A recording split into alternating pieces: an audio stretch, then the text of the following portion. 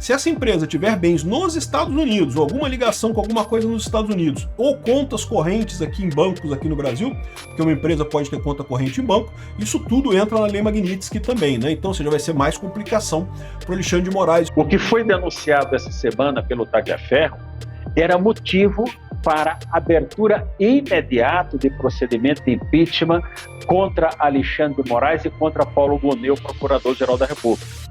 E os professores sabem, todos sabem, que aberto o procedimento de impeachment, eles ficam afastados da função por 6 meses. Aí nós começaríamos uma solução. Olá pessoal, sejam bem-vindos. O meu nome é Bruno. Se você gosta e apoia o nosso conteúdo, então deixa o seu like e inscreva-se no canal.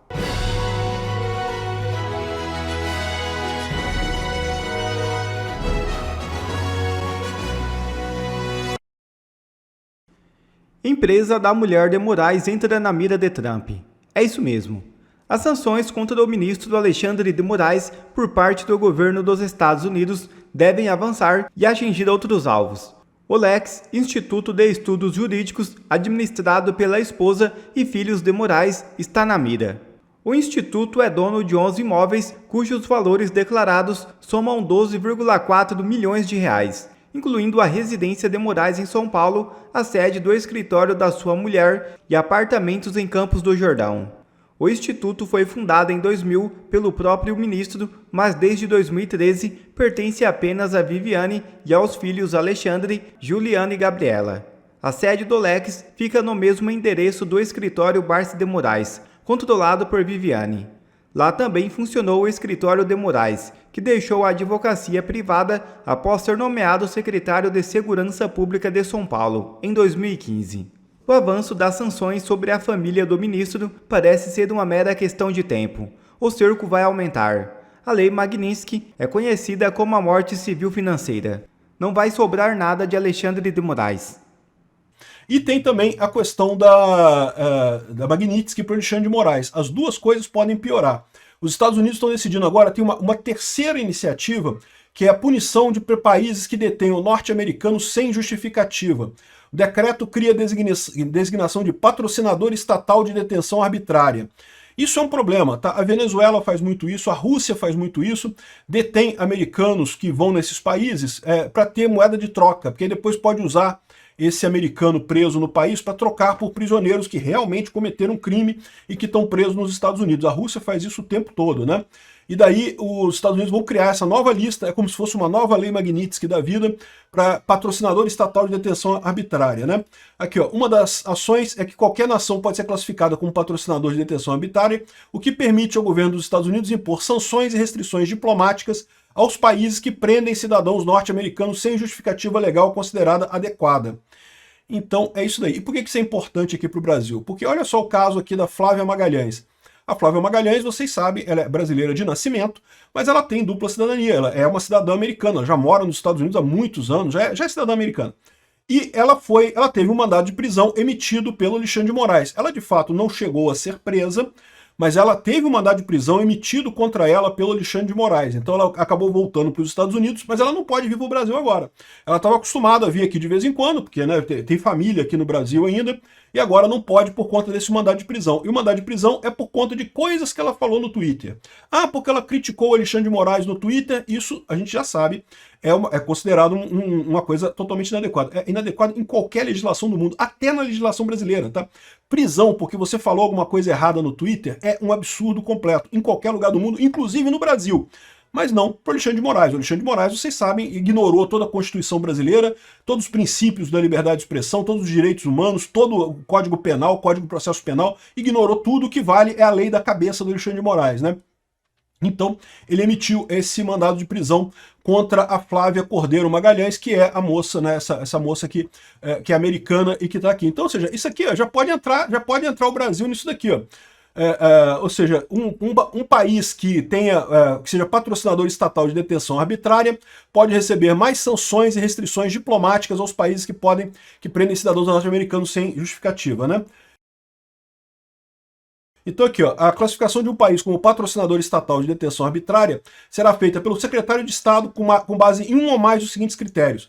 Prendam de forma considerada arbitrária pelos Estados Unidos cidadãos norte-americanos.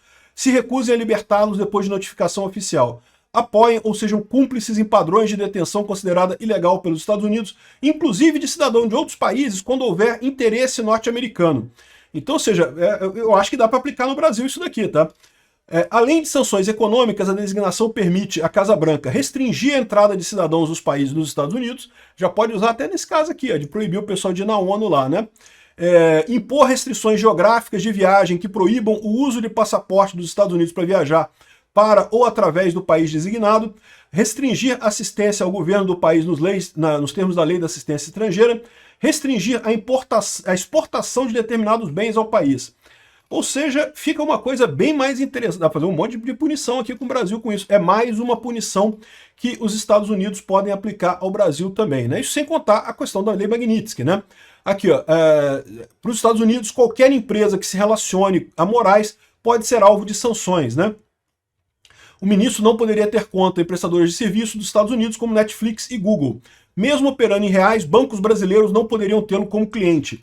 Então esse foi o aviso da cartinha que os Estados Unidos mandou para os bancos no Brasil, né? De acordo com pessoas próximas ao assunto, isso inclui não só contas em bancos, mas serviços de streaming como Netflix, Google Drive, e as Big Techs poderiam ser também multadas nesse caso. Procuradas, as empresas não se manifestaram, né? Além disso, a lei dá margem para que outras empresas que tenham negócio com companhias alvos de sanções também sejam repreendidas. Dessa forma, as companhias e instituições que se relacionam com um banco no qual o Alexandre de Moraes tem conta seriam passíveis de reprimenda dos Estados Unidos. Então repara, o ameaçado não é só o Banco do Brasil, é qualquer outra empresa que tenha ligação com o Banco do Brasil, né? Só que tudo isso é arbitrário para os Estados Unidos. A Folha de São Paulo está falando aqui da seguinte forma: então se a Netflix cancelar a conta do Alexandre de Moraes, ela pode ter que cancelar a conta do Alexandre de Moraes por conta dos Estados Unidos, e aí o Alexandre de Moraes pode emitir uma lei, uma decisão judicial aqui no Brasil, colocando a Netflix na mesma saia justa que o Banco do Brasil, por exemplo, que não pode nem tirar a conta do Alexandre de Moraes, porque o STF não deixa, e não pode cancelar a conta dele, porque a Lei Magnitsky não deixa. A Lei Magnitsky obriga a cancelar a conta, o Alexandre de Moraes, o STF, obriga a manter a conta. A Netflix estaria na mesma situação nesse caso, né? Só que, lógico, isso tudo depende do interesse americano de aplicar sanções secundárias. Então, ele não vai sacanear as próprias empresas, se for o caso, né? Aqui, ó, outra coisa aqui, ó. Magnitsky, empresa dona de imóveis da família de Alexandre de Moraes, entra na mira dos Estados Unidos. A gente já falou sobre isso aqui. Essa descoberta foi feita pelo Paulo Figueiredo. Acho que foi feita pelos próprios americanos, tá? Eles que vasculharam lá. E a gente viu que tem um monte de coisas que dá para pegar essa informação da empresa dos filhos, né? É uma holding patrimonial com o nome de Instituto de Direito, e que o Alexandre de Moraes botou no nome dos filhos para botar todo o patrimônio ali já, né? Isso, você ter uma empresa dessa, isso não é ilegal, não tem nada de errado com esse tipo de coisa. Aliás, é uma coisa muito comum em quem tem muito patrimônio fazer esse tipo de coisa. Mas o problema é que agora os Estados Unidos sabe disso, pode aplicar sanções a essa empresa também. Essa empresa, ela tem, né, os imóveis da família do Alexandre de Moraes. Eles não podem exigir que os bens sejam congelados aqui no Brasil, tá? Essa empresa não tem bens congelados aqui no Brasil. Mas se essa empresa tiver bens nos Estados Unidos, ou alguma ligação com alguma coisa nos Estados Unidos, ou contas correntes aqui em bancos aqui no Brasil, porque uma empresa pode ter conta corrente em banco, isso tudo entra na Lei Magnitsky também, né? Então, ou seja, vai ser mais complicação para o Alexandre de Moraes isso daqui também. Primeiro segredo é que nós temos a separação dos poderes. Então, o Congresso Nacional deve fazer a sua parte sem qualquer preocupação com eventuais decisões futuras do Supremo Tribunal Federal.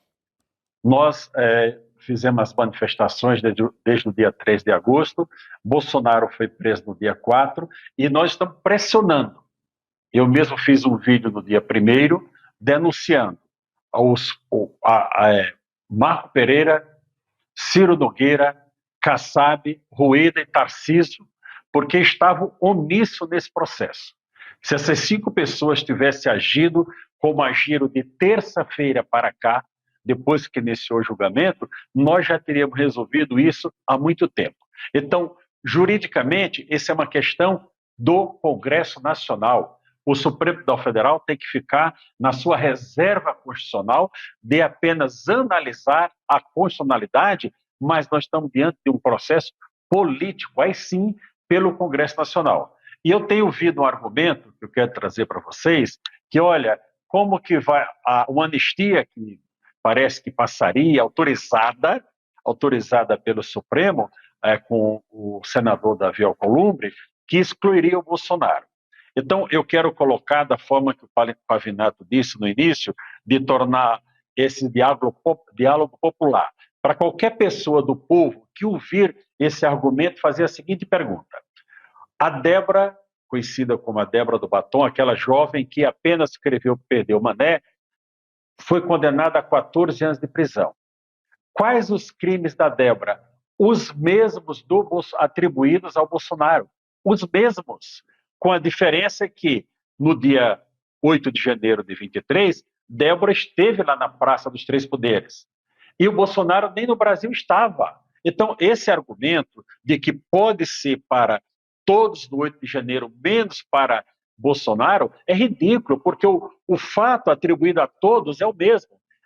Aliás, é colocado o Bolsonaro no 8 de janeiro para vincular, em razão dos atos do 8 de janeiro, é evidente que houve uma violência contra o patrimônio, não contra pessoas. Mas houve uma violência, sim, contra o patrimônio, e quem quebrou o patrimônio público deve ser responsabilizado. Então, isso tem que ficar bem esclarecido para a população, que os crimes atribuídos a Débora e os crimes atribuídos a Bolsonaro são os mesmos. Então, não tem como fazer essa separação. É somente jogada política, de político que ou é covarde, ou tem rabo preso com o STF, ou está cuidando de interesse pessoal. Pavinato quer fazer uma pergunta. Exatamente. Não, é esse ponto que... Boa tarde, meu querido amigo, Dr. Sebastião Coelho, além de um grande jurista, um grande amigo e um grande brasileiro. Esse ponto que o doutor levantou, dessa discussão sobre... Vamos fazer um texto em que a gente atinja e beneficie brasileiros comuns, mas não beneficie o Bolsonaro. Esse texto, sim, seria inconstitucional. Não porque a anistia para um crime contra o Estado de Direito seja inconstitucional. Não é. Crimes contra o Estado de Direito são apenas imprescritíveis e inafiançáveis. Fazem parte do inciso 44 do artigo 5º, e não do 43, que diz quais são os que não são passíveis de indulto, graça ou anistia. Ele seria inconstitucional porque promoveria a discriminação do cidadão brasileiro Jair Bolsonaro. Promoveria a discriminação de 32 cidadãos brasileiros que foram colocados como cabeça do esquema, e a gente está assistindo esse show de horror, esse verdadeiro atentado contra o direito, e sem direito não há Estado Democrático de Direito, no STF ao longo dessa semana. A própria Constituição nos diz, artigo 3º, constitui objetivos fundamentais da República Federativa do Brasil. Inciso 4º, promover o bem de todos, sem preconceitos de origem, raça, sexo, cor, idade. Isso que é mais importante. E quaisquer outras formas de discriminação. Discriminar o Bolsonaro do benefício da anistia, isso é inconstitucional. Mas ninguém tem coragem de falar o que está escrito. É isso que me deixa arrepiado nesses dias, doutor Sebastião. E não é só essa parte.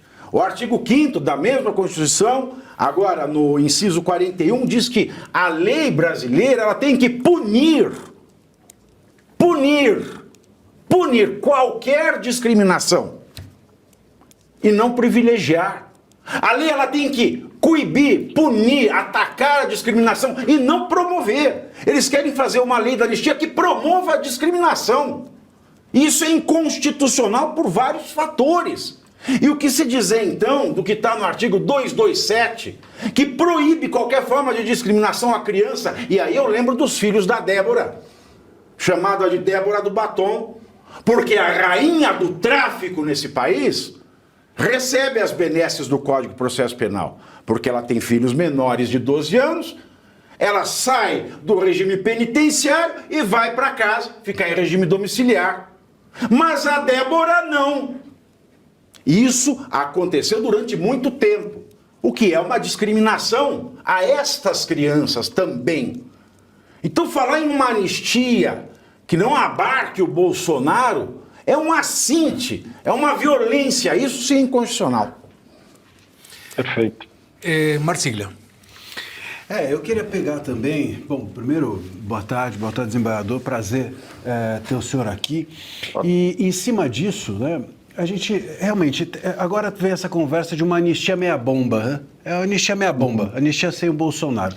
E é necessário, além do que o Pavinato trouxe, que é perfeito, a gente precisa também dizer o seguinte, anistia não é sobre pessoas. Ninguém anistia o João ou anistia a Maria. Então, se você não anistia nem o João nem a Maria, você não pode deixar de anistiar o João e nem a Maria em razão dessa ou daquela conformação ou costura. Exato. E esse é um ponto muito importante, porque tudo isso aí sim tornaria inconstitucional ou passível de, enfim, do STF se meter e tornar a anistia inconstitucional. O que eu acho que a gente precisa aqui entender, no entanto, desembargador, e aí o senhor traga luz a isso, é porque existe uma parte da oposição, e olha, só um detalhe, a gente está falando aqui desse processo do golpe, que é político, etc. e tal, mas veja, o julgamento do Bolsonaro na justiça eleitoral também foi político e politizado. O Bolsonaro, vale sempre lembrar, ele foi tornado inelegível por impactar em eleições que ele perdeu. Pô, como é que você impacta nas eleições se você perdeu as eleições? Se isso não é político, não sei o que é. Então a minha pergunta, desembargador, o senhor que, enfim, está transitando, sobretudo nos meios políticos, por que parte da oposição ainda acolhe esse tipo de anistia, ou tem dito que acolhe esse tipo de anistia meia-bomba? Primeiro, sem meias palavras, rabo preso com o STF. E segundo, para dominar Bolsonaro. Veja, Marcília, quando você tem um parente que está com uma pequena enfermidade, você poderia curá-lo com um anti-inflamatório, mas você não faz. Quando a doença agrava, aí você é obrigado a dar um antibiótico, e você dá esse antibiótico, mas você diz, olha, eu vou dar um antibiótico, mas eu estabeleço as condições, eu vou dizer o horário, como é que você vai tomar e qual laboratório vai ser. Foi isso que fizeram com o Bolsonaro, deixaram ele ir até o final, está nessa situação de prisão em casa, essa violência, essa tortura contra ele e sua família, para dizer, agora que você está fragilizado, eu quero te oferecer essa solução. E a solução é você sair do processo eleitoral de 2026. A partir da sua exclusão desse processo, tudo estará resolvido. E nós não podemos aceitar isso. Presidente Bolsonaro, se estiver nos assistindo, não aceite isso. Isso é chantagem e a população brasileira não aceita chantagem. Veja, nesse processo, o Pavinato disse com muita propriedade, não era para tratar de anistia. Anistia não é para a pessoa, é para o fato, é para o ato, atos praticados. Mas nesse processo, o que está sendo colocado é que desde 2019, 14 de março de 2019, e muito bem colocada pelo Pavinato essa data, porque é ali que o início de tudo, que é o inquérito 4781, que Toffoli entregou na mão de Alexandre de Moraes. E você, professor André, foi um dos advogados, os primeiros, se não o primeiro advogado que atuou no inquérito 4781 e sabe que ali é a origem de tudo. Um inquérito com 6 anos e meio quase, sem uma solução. Então, essa é a questão que nós estamos anunciando. O Pavinato disse, não é questão de anistia, é questão de anulação. Pelo menos por 2 fatores. Os abusos são muitos, mas pelo menos por 2. O primeiro, o foro incompetente, e não vamos discutir isso porque já foi muito discutido. E o seguinte, a falta do exercício da ampla defesa, cerceando aos advogados a fazer uma defesa efetiva das pessoas que os contrataram. Mas, desembargador, todo mundo aqui concorda que deveriam ser anulados, mas quem vai anular? Porque o Moraes não vai anular o seu próprio processo. Quem poderia levantar a mão e dizer, Moraes, cara, não dá mais, vamos ter que anular, está cheio de irregularidades. De quem depende essa anulação, desembargador? Não temos a quem recorrer. Não temos. E como não temos um órgão jurisdicional para anular, nós temos que recorrer à anistia. Nós teríamos solução, Segre, se o Senado Federal cumprisse com o seu papel. O que foi denunciado essa semana pelo Tagliaferro era motivo para abertura imediata de procedimento de impeachment contra Alexandre de Moraes e contra Paulo Gonet, procurador-geral da República. E os professores sabem, todos sabem, que aberto o procedimento de impeachment, eles ficam afastados da função por 6 meses. Aí nós começaríamos uma solução. Mas o presidente do Senado, o que é que ele faz? Está recebendo orientação, ordem do Supremo Tribunal Federal de como deve agir nesse processo. Então, a única alternativa que nós temos nesse momento é a anistia, e por ela que nós devemos lutar. Essa é a pauta única do momento.